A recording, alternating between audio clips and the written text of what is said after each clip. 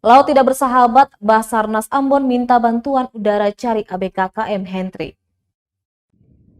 Kepala Basarnas Ambon Mustari memastikan tengah berupaya meminta bantuan udara untuk mencari kapal pencari cumi KM Henry yang terbakar di perairan Kepulauan Tanimbar Jumat 3 September 2021 pekan lalu. Hal itu dilakukan untuk mengoptimalkan pencarian, pasalnya pencarian lewat laut terkendala tinggi gelombang. Stasiun Maritim BMKG Ambon pun telah mengeluarkan peringatan dini tinggi gelombang di perairan Kepulauan Tanimbar yang mencapai 4 meter. Mustari mengaku telah berkoordinasi dengan TNI Angkatan Udara dan pihak lainnya.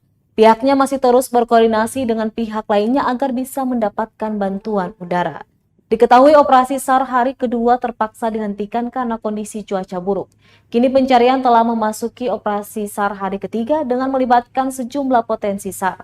Di antaranya Polairut Polda Maluku, Polairut Polres Dobo, Lanal Tual, dan Lantamal 9 Ambon. Diberitakan sebelumnya KM Henry bertolak dari Pelabuhan Muara Angke, Jakarta pada 15 Agustus 2021 dengan tujuan Merauke, Papua.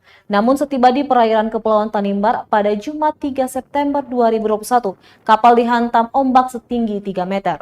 Seketika muncul kobaran api dan asap hitam tebal dari dalam kapal.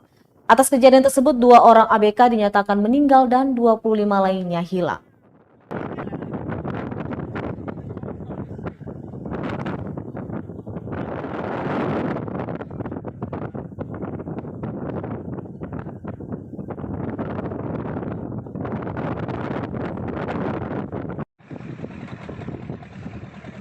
Silakan aku dong. Iya.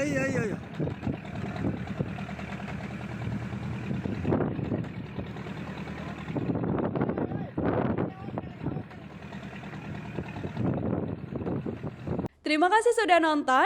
Jangan lupa like, subscribe, dan share ya.